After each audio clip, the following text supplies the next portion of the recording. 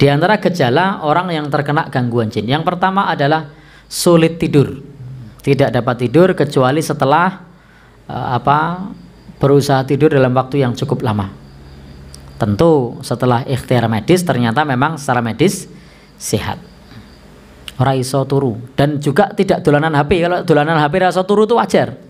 Itu normal. Nah, jadi sudah mapan tidur sejak awal tapi tidak bisa tidur.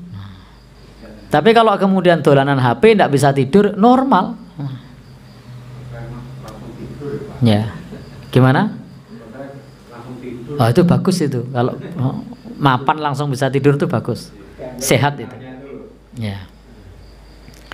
Kemudian yang kedua, gejalanya adalah gelisah, sering terbangun dari tidur di waktu malam.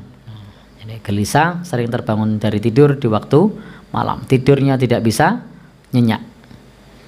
Kemudian yang berikutnya, ini gejala pada saat tidur ya. Jadi ada gejala saat tidur dan gejala saat tidak tidur. Kalau saat tidur tadi sulit tidur, kemudian ngelilir atau gelisah, lalu bangun di waktu malam. Kemudian yang ketiga adalah sering tindian, bermimpi melihat sesuatu yang membuatnya gundah dan ingin meminta tolong tapi tidak mampu. Nah, ini kalau bahasa kita tindian, bahasa tempat lain apa enggak tahu saya. Kemudian yang keempat, indikator yang lain adalah bermimpi-mimpi yang menyeramkan. Sering mimpi horor. Jadi sering mimpi horor padahal tidak sedang atau tidak sering nonton film horor, bahkan tidak suka, tapi mimpinya mimpi horor. Kemudian juga indikator orang yang terkena gangguan jin, selain mimpi-mimpi yang menyeramkan atau mimpi horor, itu bermimpi melihat binatang di kala tidur. Contoh kucing, contoh segawon, contoh singa, macan, ya, apalagi ular, tikus. Nah, melihat hewan-hewan yang semacam itu pada saat mimpi. Maka ketika melihat ular saat mimpi, melihat tikus atau anjing atau singa atau melihat hewan-hewan yang semacam itu, maka itu diantara indikator gangguan jin. Dan mimpi-mimpi ini tidak cuma sekali ya. Kalau siangnya baru dari gembira loka, lalu malamnya lihat hewan yang tadi siang dilihat, itu normal. Nah, jadi tadi baru nonton flora dan fauna, lalu mimpinya itu normal. Nah, tapi ini sering mimpi yang begini, padahal tidak, baru saja melihat peristiwa tersebut.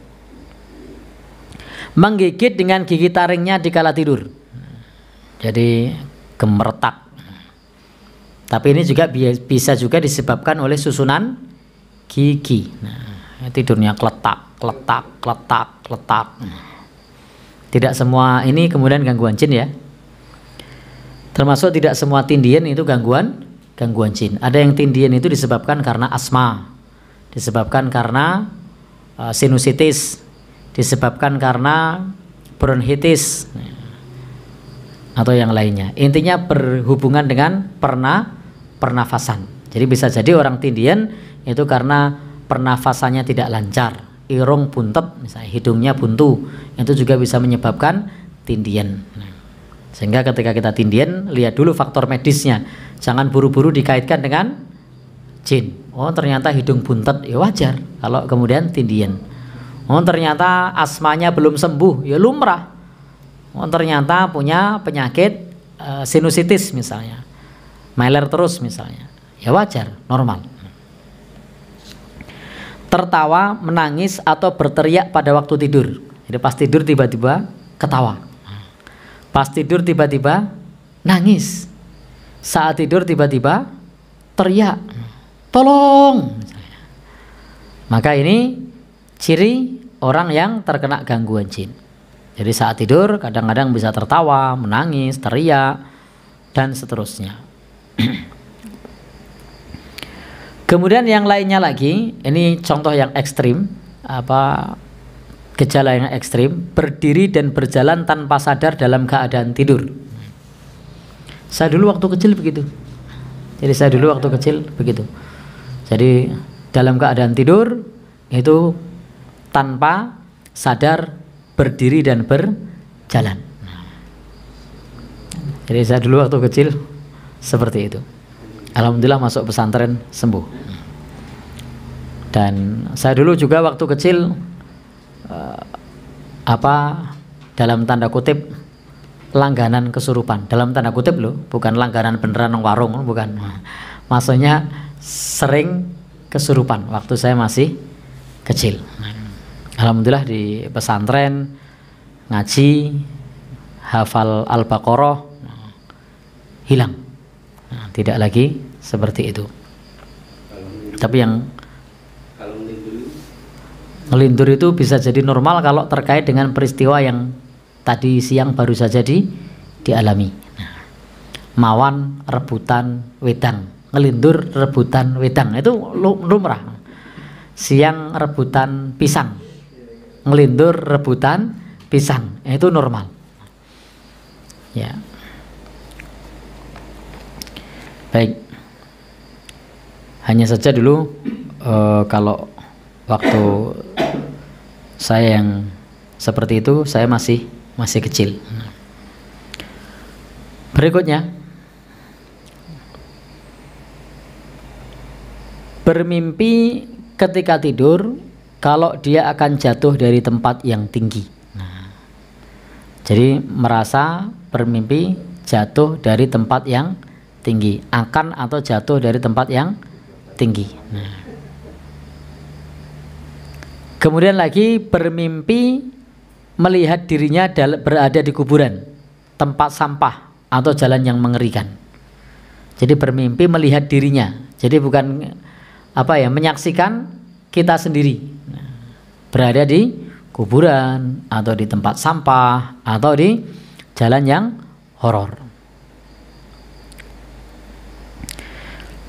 Baik, itu diantara tanda-tandanya, termasuk mimpi bertemu dengan orang yang meninggal dunia. Dan memang ada kalanya mimpi bertemu dengan orang meninggal dunia itu sebagaimana dalam kisah hadis yang dulu pernah kita baca di kitab Ar-Ruh, itu memang bisa terjadi. Tetapi pada umumnya orang yang mimpi bertemu dengan orang yang meninggal itu adalah gangguan jin. Kemudian gejala atau tanda pada saat tidak tidur. Sakit yang berkepanjangan, contoh sakit kepala. Kemudian pula sakit-sakit yang lain yang dicek secara medis itu normal. Jadi dicek secara medis itu normal.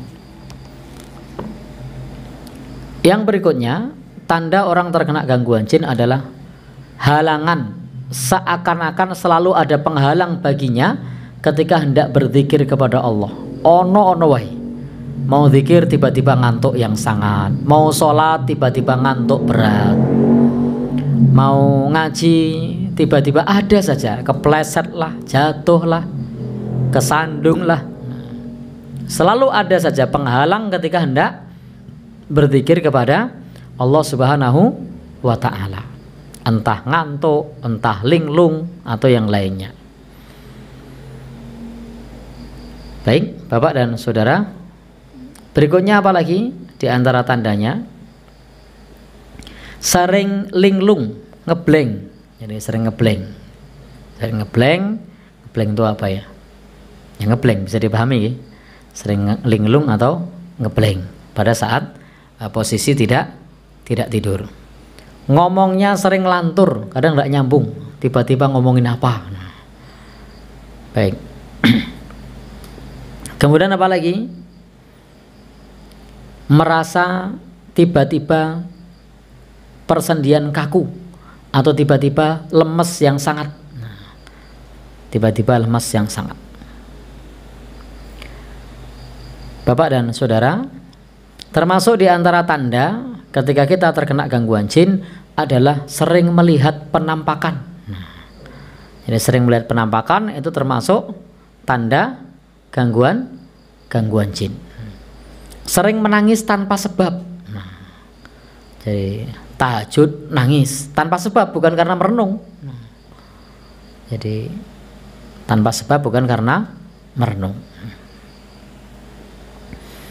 Kemudian kadang-kadang juga marah berlebihan. Marah berlebihan. Baik, itu diantara tanda-tanda gejala orang terkena gangguan jin.